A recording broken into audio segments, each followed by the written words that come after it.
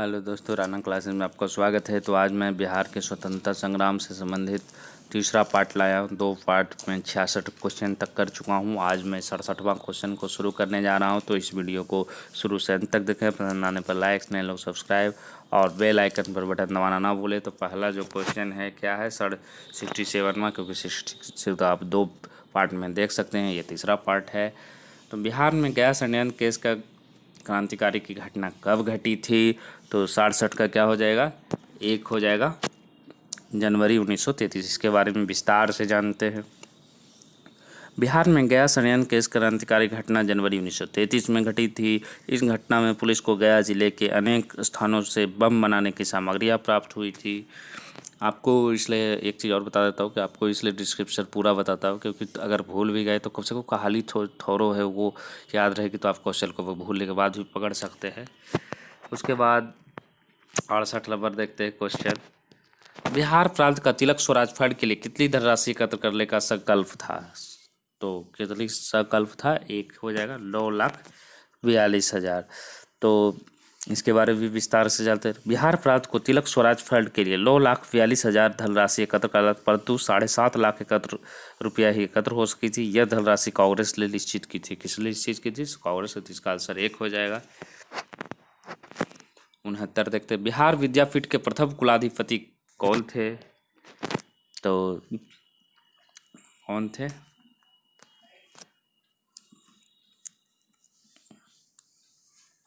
राजेंद्र प्रसाद थे। बिहार राष्ट्रीय महाविद्यालय की स्थापना 5 जनवरी 1921 को हुई, जबकि इसका उद्घाटन महात्मा गांधी ने 6 फरवरी 1921 किया। इसी दिन ही बिहार विद्यापीठ का ही उद्घाटन हुआ। राष्ट्रीय महाविद्यालय के प्राचार्य डॉक्टर राजेंद्र प्रसाद, जबकि विद्यापीठ के कुलाधिपति मजरूल हक और कुलपति क्या थे? ब्रजकिशोर प्रसाद थे। तो निश्चित है कि इसका आंसर क्या हो जाएगा? आंसर राजेंद्र प्रसाद नहीं होकर क्या हो जाएगा? मजरूल हक हो जाएगा। एक आंसर हो जाएगा इसका, ये नहीं होगा। 70 नंबर देखते हैं। बिहार में किस दिनांक को नमक सत्याग्रह शुरू करने की तिथि निश्चित की गई थी? ये इंपॉर्टेंट है। नमक सत्याग्रह से क्वेश्चन भी पूछा था 63वीं बीपीएससी प्री में। तो 70 की क्या हो जाएगा? 6 अप्रैल 1930। इसके बारे में भी विस्तार से जानते हैं। बिहार में 6 अप्रैल 1930 ईस्वी को नमक सत्याग्रह शुरू करने की तिथि निश्चित की गई थी तथा राजेंद्र प्रसाद ने आंदोलन की रूपरेखा तैयार की थी। सर्वप्रथम चंपारण एवं सारण में नमक सत्याग्रह की शुरुआत हुई थी। तो इसका आंसर क्या हो जाएगा? 2 हो जाएगा। 71 नंबर देखते हैं। बिहार में असहयोग आंदोलन के सर्व प्रमुख नेता कौन थे? तो 71 का क्या हो जाएगा? 2 हो जाएगा। बिहार में असहयोग आंदोलन के सर्वप्रमुख नेता राजेंद्र प्रसाद एवं हसन इमाम थे। असहयोग आंदोलन का बिहार में व्यापक प्रभाव रहा। राजेंद्र प्रसाद एवं हसन इमाम ने हड़ताल को सफल बनाने में कोई कसर नहीं छोड़ी। बिहार के कई शहरों में भी शांतिपूर्ण हड़ताल का आयोजन किया गया। समाज के सभी वर्गों में इस हड़ताल का सहयोग किया था। तो इसका आंसर 2 हो जाएगा। 72 नंबर। बिहार के किस स्थान के युवकों ने ब्रिटिश शासन का मुकाबला करने के लिए ध्रुव दल का गठन किया था? तो 72 का क्या हो जाएगा? 1 हो जाएगा। कटिहार हो जाएगा। इसके बारे में भी विस्तार से जानते हैं। बिहार के कटिहार में युवकों ने ब्रिटिश शासन का मुकाबला करने के लिए ध्रुव दल की स्थापना की थी। भारत छोड़ो आंदोलन के दौरान कटिहार थाने पर झंडा लगाने की कोशिश में ध्रुव कुमार को पुलिस ने गोली मार दी थी। 73 नंबर देखते हैं। बिहार हेरोल्ड के संपादक कौन थे? तो कौन थे? बिहार हेराल्ड के संपादक गुरु प्रसाद सेन थे। इसके बारे में भी विस्तार से जानते हैं। 1875 में गुरु प्रसाद सेन द्वारा बिहार के पहले अंग्रेजी दी बिहार हेराल्ड का प्रकाशन किया, अतः बिहार हेराल्ड के संपादक गुरु प्रसाद सेन थे। 74 नंबर। 13 अगस्त 1942 को कहाँ झंडा फहराने के क्रम में 13 वर्षीय ध्रुव कुमार की मृत्यु पुलिस की गोली से हो गई थी? तो 74 का क्या हो जाएगा? 1 हो जाएगा।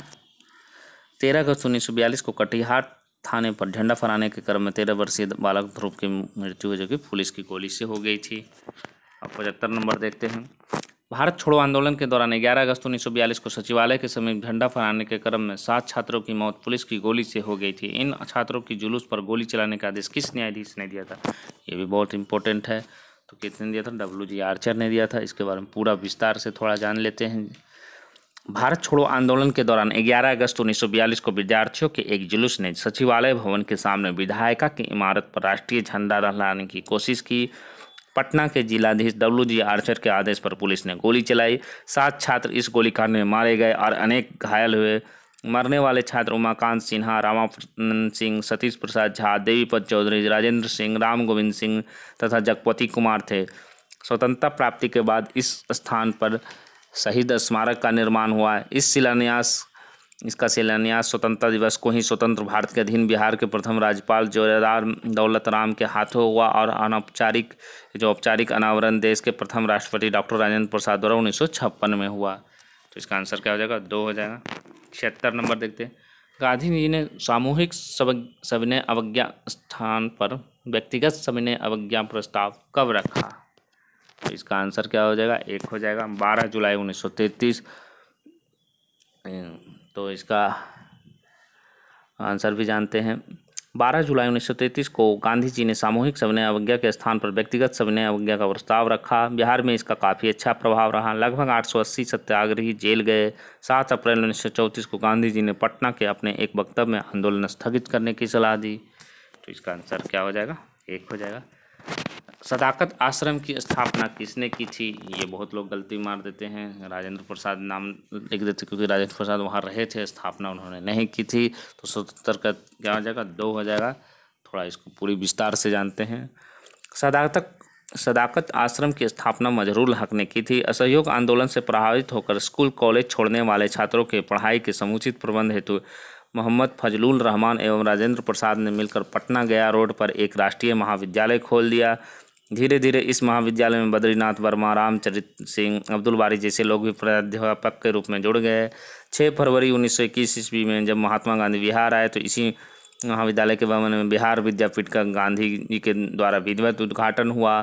बाद में बिहार के लगभग सभी जिलों में बिहार विद्यापीठ से संबंधित राष्ट्रीय पाठशालाएँ खुली, जिनमें छात्रों को समुचित ढंग से शिक्षा दी जाने लगी। इसी समय मजहरूल हक ने पटना इंजीनियरिंग कॉलेज छोड़कर आए छात्रों को लेकर पटना दानापुर रोड पर अपने एक मित्र मियां खैरुद्दीन के मकान में छात्रों को पढ़ाना शुरू किया। यह स्थान आगे चलकर सदाकत आश्रम के रूप में बदला। इसी सदाकत आश्रम से 30 सितंबर 1921 को मजहरूल हक ने मदरलैंड नामक एक अखबार निकालना शुरू किया जो सदैव हिंदू मुस्लिम एकता का पाठ पढ़ाता था। यहाँ छात्रों द्वारा चरखे बनाने का काम आरंभ हुआ। धीरे धीरे यह स्थान बिहार में राष्ट्रीय आंदोलन का मुख्यालय बन गया। कालांतर में यह बिहार प्रदेश कांग्रेस समिति का कार्यालय बना। तो ये इतना विस्तार से था, तो इसके पूरा कहानी जान गए इसके बारे में। 78 नंबर देखते हैं। फणीश्वर नाथ घोष की हत्या करने वाले क्रांतिकारी का नाम क्या था? तो कौन थी ये? 1 नंबर था, इनका नाम था चंद्रमा सिंह एवं बैकुंठ शुक्ल। इसके बारे में भी विस्तार से जानते हैं। 9 नवंबर 1932 ईस्वी को चंद्रमा सिंह एवं बैकुंठ शुक्ल ने लाहौर एवं पटना षड्यंत्र केस के मुखबिर फणीन्द्र नाथ घोष की हत्या कर दी थी। तो 1 नंबर हो जाएगा इसका आंसर। 79 नंबर देखते हैं। फणीन्द्र नाथ घोष की हत्या के जुर्म में मृत्युदंड की सजा किसे दी गई? तो किसे दी गई थी? तो बैकुंठ शुक्ल को, जो कि फणीन्द्र नाथ घोष की हत्या के जुर्म में सजा दी गई थी मृत्युदंड की।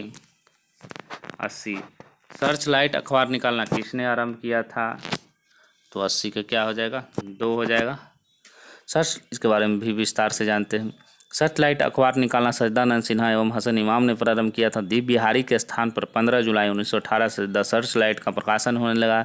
इसके प्रथम संपादक सैयद हैदर हुसैन थे। 1930 ईस्वी में द सर्च लाइट को एक दैनिक का रूप दे दिया गया। इसे सविनय अवज्ञा आंदोलन और भारत छोड़ो आंदोलन के क्रम में राष्ट्रवादियों के प्रवक्ता के रूप में महत्वपूर्ण भूमिका निभाई। 81 नंबर देखते हैं। बिहार के अशोक जो आंदोलनकारी मौलवी मोहम्मद शमी किस जिले से संबंधित थे?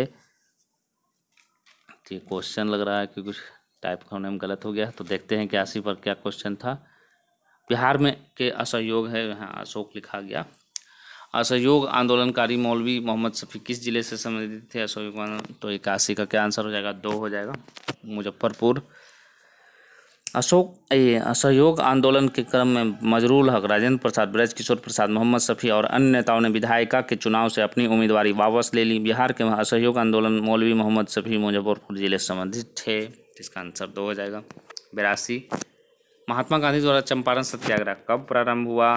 तो आप लोग सब जानते होंगे 1917 में हुआ। इसके बारे में थोड़ा सा विस्तार से। उत्तर बिहार के तत्कालीन चंपारण जिला 1917 ईस्वी में महात्मा गांधी द्वारा भारत में सत्याग्रह के पहला प्रयोग स्थल रहा। इस क्षेत्र में अंग्रेज भूमिपतियों द्वारा किसानों का निर्मम शोषण एक लंबे समय से होता रहा था।